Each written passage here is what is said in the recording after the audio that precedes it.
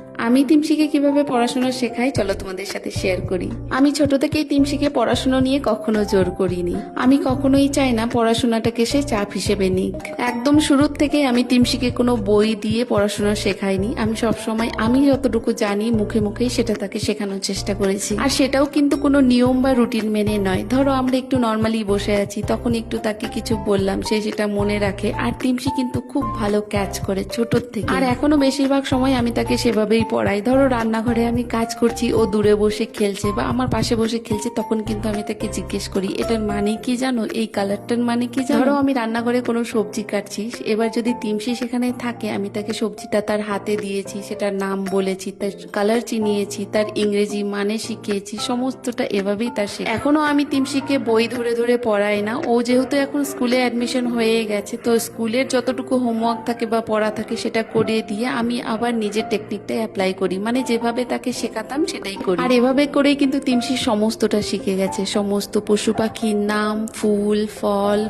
সবজি, সমস্তটা। ইভেন সেগুলোর ইংরেজি মানে, সেগুলোর কালার, সেগুলো কালারের বাংলা মানে, ইংলিশ মানে, সমস্তটা। আর সে যখন পড়াশোনা করতে বসে, আমি তার পাশে কিন্তু এভাবে টুকটুক করে কাজগুলো করে নিই। আর তোমরা যে দেখতে পাচ্ছ ও চুপচাপ পড়তে বসে আছে, এমনটা কিন্তু নয়। ও বারবার উঠে যায়, ছোটাছুটি করে, দৌড়াদৌড়ি করে, এর মাঝখানে ও একটু পড়াশোনাও করে। বাচ্চারা কখনোই একভাবে কোনো কাজ করতে পারে না। পড়াশোনা তো ছেড়েও দাও, খাওয়ার থেকে শুরু করে কোনো কাজই তারা স্থিরভাবে করতে পারে না। তিমশিও কিন্তু তাদের মধ্যেই একজন। ও কোনো রকম তার মধ্যে স্থিরতা নেই, সব সময় ছুটে বেড়ায়। এই যে তোমরা দেখতেই পাচ্ছ, পড়াশোনা করতে বসিয়ে আমি তার জন্য গেছিলাম চাউমিন বানাতে। এসেই দেখি টেবিল টেবিল ভাঁজ করে একদম রেডি, তার উপরে শুয়ে পড়েছে। মানে পড়াশোনা তার শেষ। আর সে যখন বলে দিয়েছে পড়াশোনা হয়ে গেছে, আমি কিন্তু আর তাকে বসাতে পারবো না। তো এই ছিল তিমশির ছোট্ট একটা গল্প। কেমন লাগলো অবশ্যই জানিও।